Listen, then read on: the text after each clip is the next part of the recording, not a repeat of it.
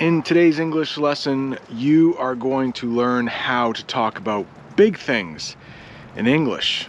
And right now, I have a big task ahead of me. I have an enormous task ahead of me because I need to scrape down my driveway. A little bonus English phrasal verb there for you. Recently, we had some rain.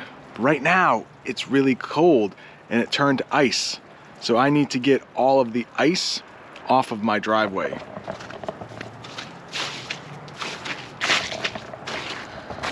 It's a pretty big task. It's a pretty enormous task. It is probably going to take me an hour or so to do. And look over here.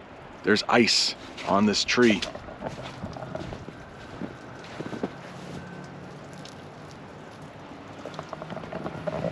It's not really a tree, it's actually probably more like a bush.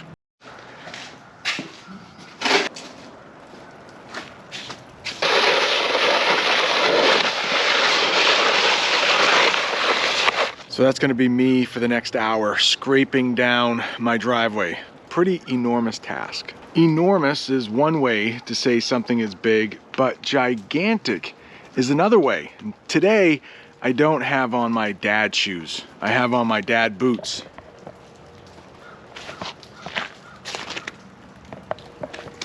And there is the footprint my dad boots left in the snow.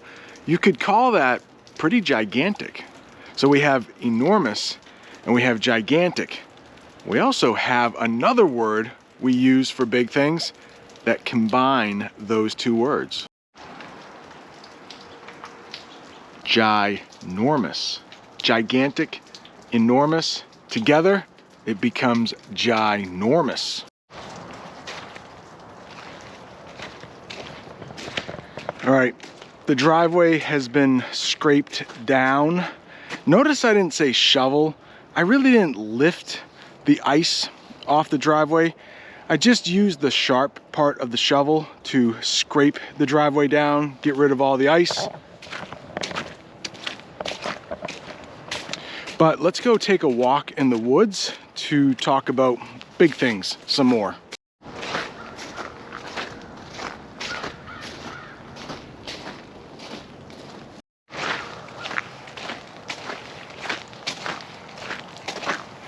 One thing I would like to mention though, before we get to the woods, is that terms like big and small, they're what we call relative terms in English, relative terms.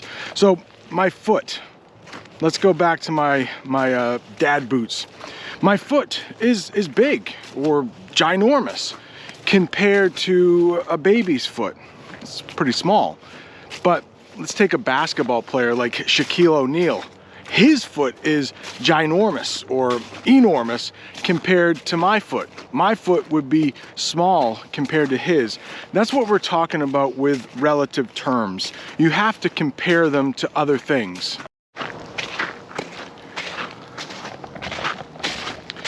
The trees that I'm walking past right now, compared to me, they're mammoth.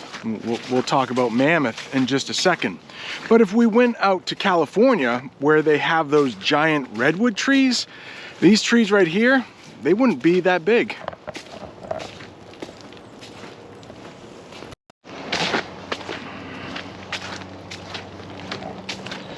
Oh, it looks like we have road construction ahead.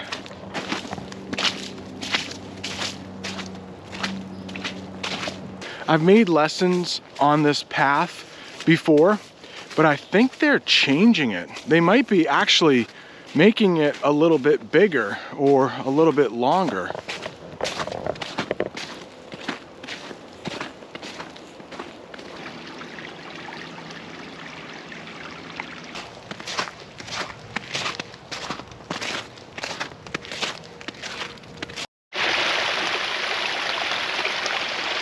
I think they are making this path bigger. So it only used to go one way. So it used to go like this.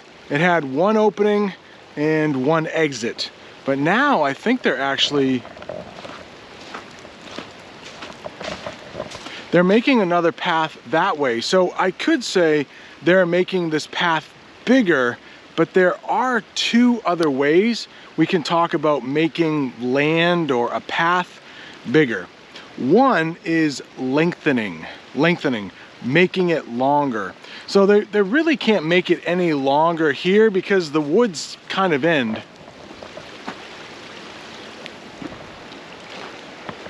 You know, on either side of the path, you have a neighborhood or you have a road. But here, they can make it a little bit longer by simply making another path. They're kind of making another branch to the path. We might call another path a branch. So it's kind of branching off from the main trail. There's a phrasal verb for you. So they could lengthen it or they could widen it. I really wish I had two hands. I have to hold one hand, the camera in one hand. But widened, let's say the path is this big. If you widen it, you make it bigger, like side to side. So if I wanted to widen this trail, I might have to cut down some trees to make it wider. It's really hard to talk about these things on the trail, but lengthen means to make it longer. Widen it means to make it wider. I'm walking down the new branch of the trail, but it looks like it ends just a few feet into the new trail.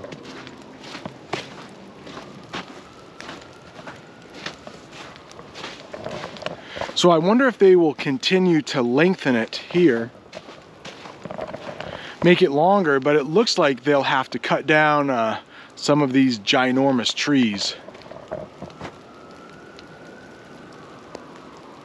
I used the adjective mammoth a little while back, so let's talk about where that comes from. Yeah, you could call these trees like, wow, that's a mammoth tree. And in English, we have this animal, you probably have a different name for it, but it's a prehistoric animal. It's one way to say something is really old, before history started, before people started writing down things. Prehistoric.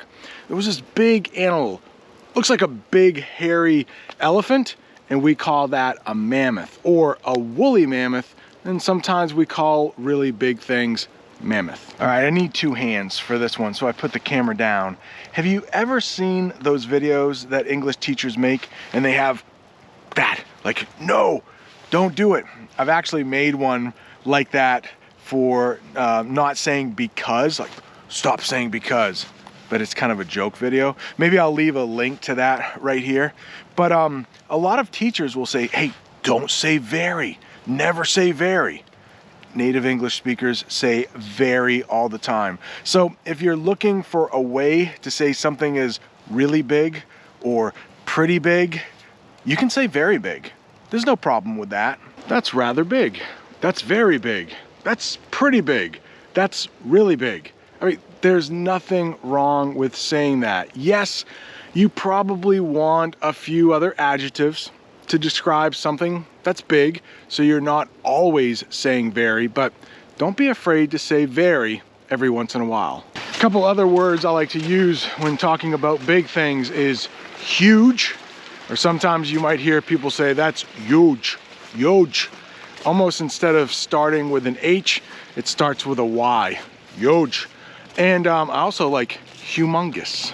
Humongous is a good way to say something is big. I think that huge thing comes from a president we once had, Donald Trump. I think he used to say that things were going to be huge. They're going to be huge, huge. China. I always worry when I mention Donald Trump in one of my lessons. The comment section might blow up.